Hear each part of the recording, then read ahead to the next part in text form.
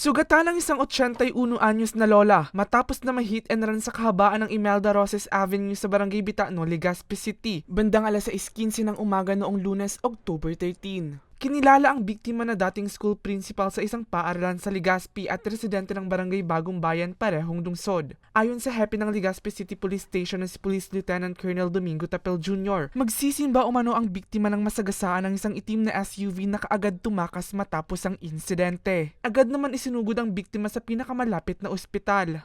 Kahapon, ang sabi ng nag-follow up ng investigador natin is nakakausap. But mga ilang parang nagkaroon kasi sa edad po, medyo may edad na. So as of now po, parang unconscious. But nasa hospital pa rin at nagpapagaling po. Hapon noong parehong araw nang mahuli ang 25 anyos na suspect na nagtatrabaho bilang LGU employee sa nasabing lungsod.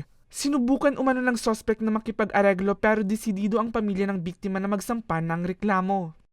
Upon follow up po, kasi po may witness pong nakamotor sa likod po, na-identify yung plate number to include po yung review ng CCTV, kasama yung pamilya at ng mga nag-follow up nating traffic investigator at na-locate po kung saan po nag-uupa ito pong aksidente. And natanong po kasi that time is nakapark lang yung sasakyan, natanong po dun sa may-ari ng boarding house kung saan nagtatrabaho. At yun po, pinalo up po ng tropa natin, nagbaka sakali kung saan po yung baka nandun. At doon po natagpuan natin at sabi naman niya, aksidente din talaga.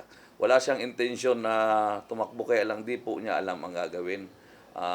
Siguro na natakot din siya na baka kuyugin accordingly ng pamilya, kaya naisipan niya. But wala siyang planong magtago. Gusto talaga din niyang makipagtulungan, kaya lang din niya alam yung kung paano ang gagawin. Sa kasalukuyan, nasa kustodiya pa ng Legazpi City Police Station ang suspect para sa kaukulang disposisyon. Para sa mga balitang Tatak Bicol, Mel Moral.